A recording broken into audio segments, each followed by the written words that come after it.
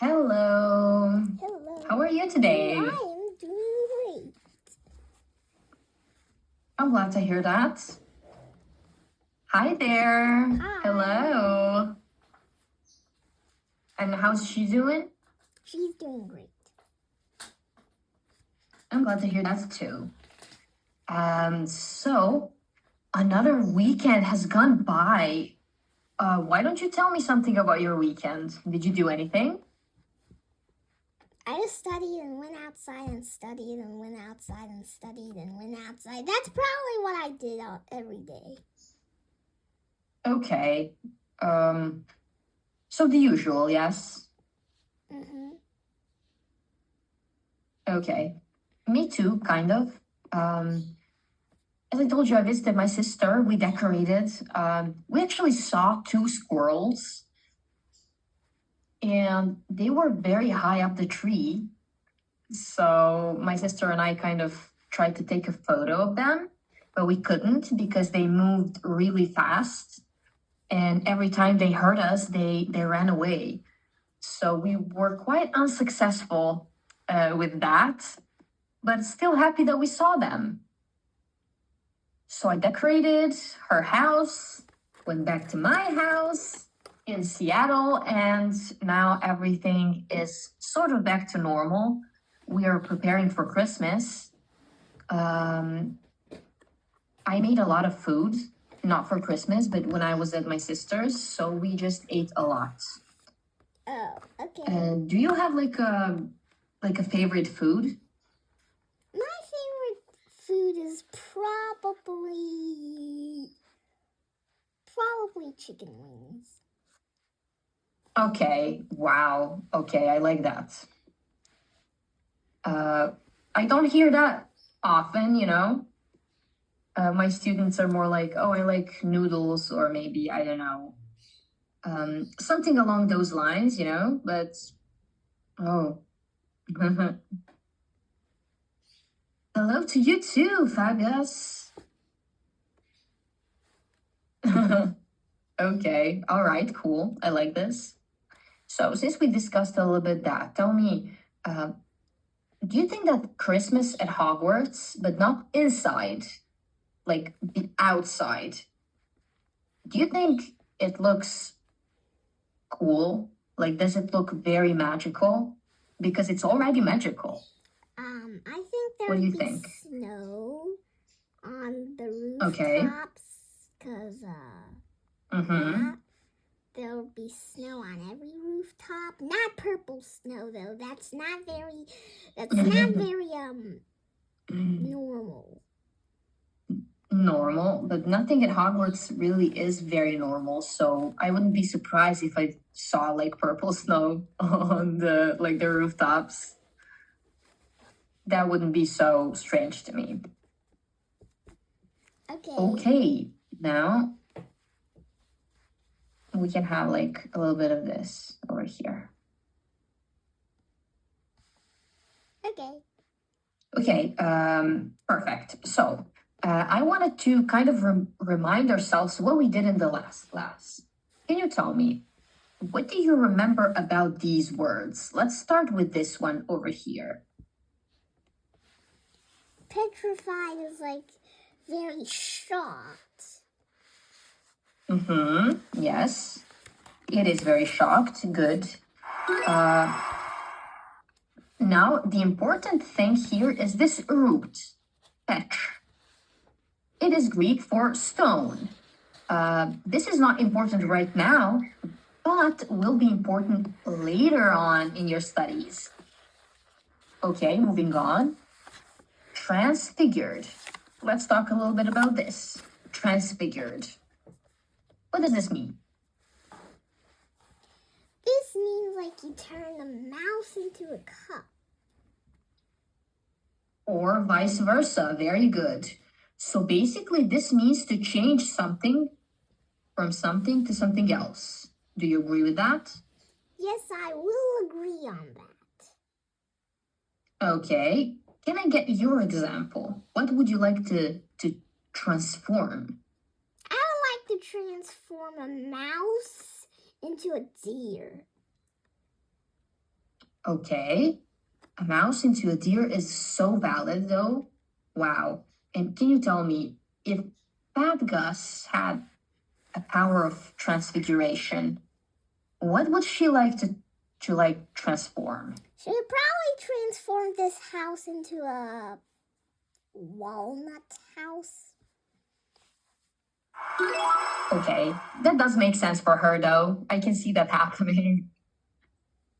And about the last thing over here, abysmal. What did we say? What was this? Like very bad. Okay. It is very bad, but we kind of gave out some examples. So what did we say? I think we said about something like this and the bottomless hole. Yes, it is. Okay, very good. So when we use abysmal in a sentence, it is to say that something has no limit, something has no end, or to kind of point out the difference between two people or two things. I could say, wow, the difference between Harry and Snape is abysmal. So they are very different. And I pointed that out by saying that the difference is abysmal. Also, a hint for you to remember, this is very important in English language. We talked a little bit about this, so you will remember it. You used words like translate, transform, and so on. So you're pretty familiar with this. Am I right? Yeah. Okay, let's move on then. So let's check, and check. Let's check and die. What? Wow, what is this? This is a unicorn. Yes, it is. And do you like unicorns? I don't like fictional stuff. Okay, you don't like fictional stuff. So you want to say that unicorns are not real? Unicorns are not real, but unicorns, they look pretty, but I don't really like horses. Usually if they're like really big and they're not ponies. Okay, I understand that. So this is like, we have a title here, A Glimpse of the True Threat. This is telling us basically everything we need to know. Killing a unicorn, a creature of pure innocence, curses the killer to a half-life. This act is described as monstrous. Tell me, in this world, unicorn represents innocence because it's so pure. It's very like Fat Gus. Imagine if someone just went after Fat Gus and killed her. What? I know. Do you think that the killer being cursed with half-life, is that enough? Well, I would say I'm pretty sure what that bad guy was looking for is reviving himself. So I'm not really sure if he wants to be half alive. He wants to be fully alive. And tell me, do you know who would be cruel enough to hurt such an innocent being? Probably Fat Tail. Okay. And from Harry Potter's world, can we think of someone who would be able to kind of do that? Vampire?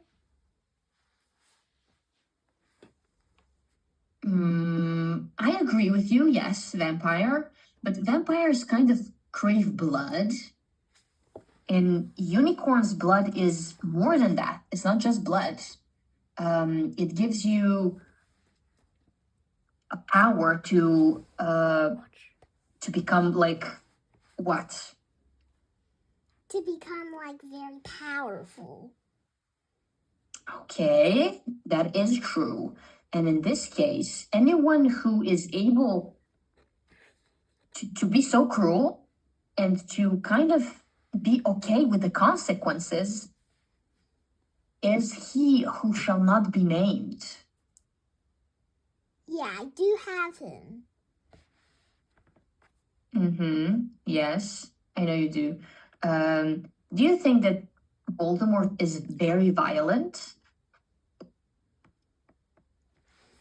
Well, probably because one time he disguised himself as his dad.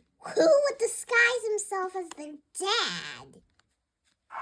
I know, right? But he's the true villain and he had a motive. He was, look at this, desperate to drink unicorn's blood.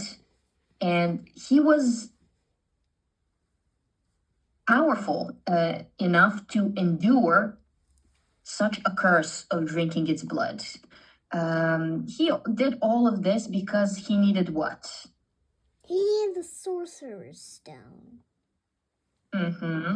Very evil being, this Voldemort. And we also have like something pointed out here, and that is Hagrid's accidental clue. Once more, Hagrid keeps giving out these clues accidentally. So he reveals the secret to neutralizing the first line of defense. What happened? I don't know. I just clicked this button because I was a little curious, and then it just turned small. Okay. So we know this now. Music puts the three-headed dog Fluffy to sleep. Did you know this? Yeah. Do you think that this is a little funny? Probably a little funny. Because we kind of have this dog who's supposed to be protecting and guarding something. You don't really have to fight the dog. You just have to put the music on and the dog falls asleep. That's not really a strong defense, is it? I don't think so, but I think they would probably not work on Fat Gus in this case. Well, one time she did a vlog about doing a dare to not fall asleep, but she did fall asleep, so I don't think she is like any better than Fluffy. Well, I mean, what is Fat Gus guarding though? Is she protecting anything? She's probably protecting a whole bunch of nuts. Probably not some Sorcerer's Stone. She would get bored and then leave after like a few seconds. Okay. Again, very good assessment on your part. And now, look at this. Let's take a look at this picture. And let's talk about the gauntlet beneath the trapdoor. What can you tell me about the trapdoor and what's beneath the trapdoor? It's the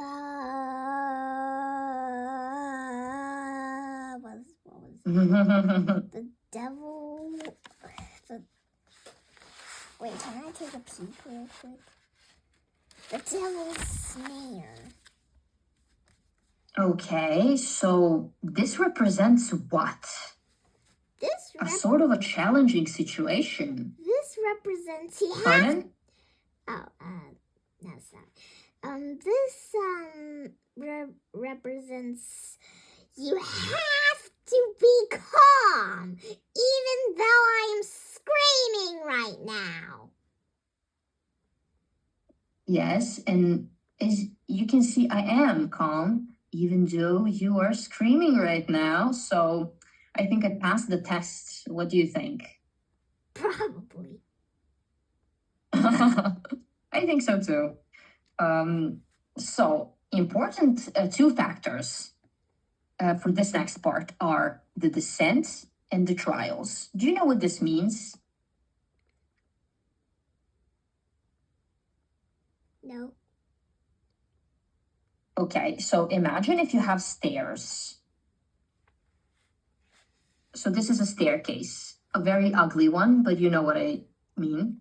Oh no, please, I did not want to do that. Okay, so we have a staircase, okay? Okay. Or we can have an elevator. If we go inside this elevator and press the button to go up, we will Go up.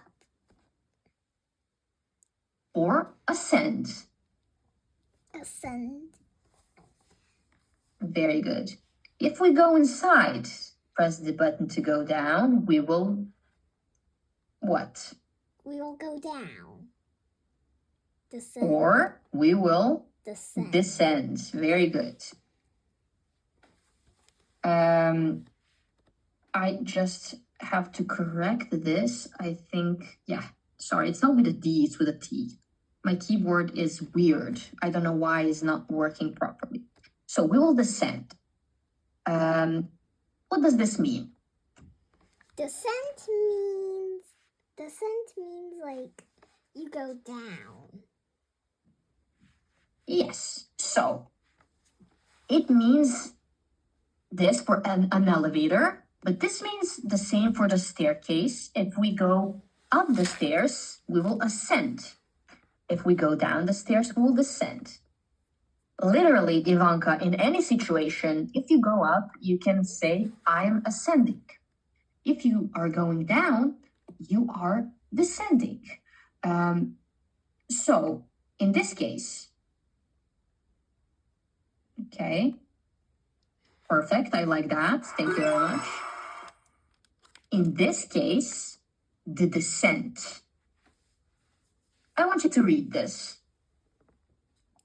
Bleeding Snake is the thief aiming to steal the stone for Voldemort. The trio enters the trapdoor to stop him, but accidentally stumbles into a pile of vines. Yes, very good. We had a little correction for this. How do we pronounce this? Trio, very good. Okay. So the trio once again decides to go after troubling situation. Does this show their courage or point out their recklessness? What do you think? Probably their courage. Are they brave? A little bit. Are they stupid? What? What do we think? I think they're not. Let's talk simple. I think they're not really stupid. Pardon? They're not stupid. Yeah. But can they be clumsy? Probably not. So do we agree with them? Would you do the same thing if you were in their position? I would do that in one condition. There's a ladder. Then I would do that. Okay, so that's your only condition is being able to safely come down. Mm-hmm. Okay, I like how you have no other obstacles. Like you're fine with magic and difficulties. The only thing you want is the ability to safely come down. This is perfect. Yeah, I don't like to be weightless. When you're falling, you're weightless. Yeah, you are weightless, and it's kind of a weird situation. You cannot grab onto anything, and you feel. How do you feel in the moment of weightlessness? I feel like everything. I feel like my stomach is in my brain. Does that make you feel safe? That makes me feel like I have a stomach and a brain in my head. And kind of So probably not very good. Yeah, a little uncomfortable. Yeah, a little uncomfortable. It can be. So now that we know that they kind of went headfirst inside of this trapdoor, and you and I, we both know that they had to face a series of magical obstacles designed by Hogwarts, didn't they? Yeah. And what happens during these kind of trials, these difficult magical trials?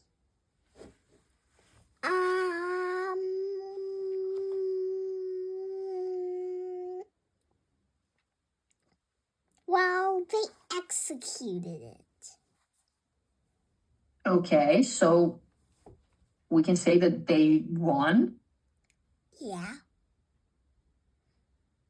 Okay, so a victory. A victory is very good. When you win, it's the best. But along the way, they revealed something. The man with two What happens? faces. The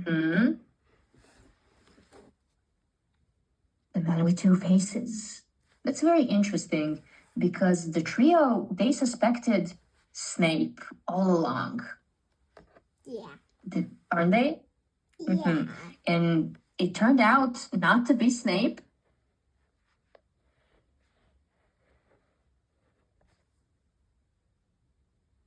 I'm very distracted by Fat Gus's fluffy tail. Yeah. She's very cute. Thank you. And you made a perfect decoration for the class.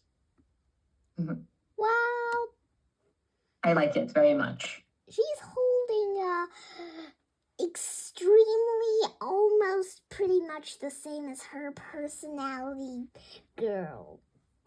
Yeah, it's Hermione. Okay. Yeah, I know. We discussed that. So, which is perfect. It's very fitting for our class. So let's kind of talk about this for a brief minute. We discover that the man with two faces was actually Professor Quirrell. Yeah. And he had a confession. He told them what? What did he confess? He told them about everything that they suspected about Snape, except for his leg that is a permanently sorry, but I think you gotta go check the nurse. Yeah. And how did the trio react? How did they feel about Quirrell kind of being the one that works for Voldemort? They were like, what the what? Yes. And after that, we have the final confrontation. We will briefly say how it went down. So, the stone appears where? The stone appeared in Harry's pockets. How does it appear there? How do I know? He just took it out of his pocket and was like, whoa, that Harry Potter in the mirror actually gave me a stone. So you actually know that it's from the mirror. It didn't just appear in his pocket. It magically appeared with the help of the Mirror of the Rise. So, let's take a short break and finish exactly here, talking about the final confrontation, okay? Okay. I'll see you back here in 5. Okay, see you next time.